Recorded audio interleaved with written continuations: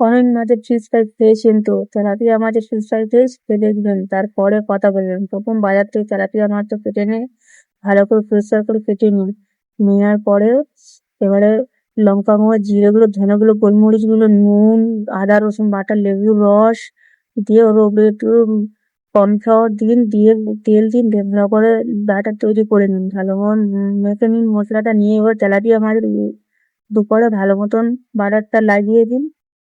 দেওয়ার পর ভালো করে নিয়ে এবারে 10 মিনিট রেখে দিন।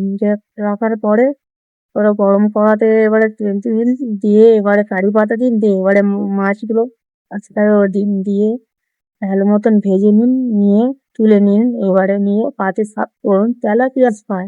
যদি ভিডিওটা ভালো লাগে দেখে অবশ্যই চ্যানেলটা সাবস্ক্রাইব করবেন ও লাইক দিতে ভুলবেন না। কমেন্টে জানাবেন এর আগে আপনারা খেয়েছে কিনা।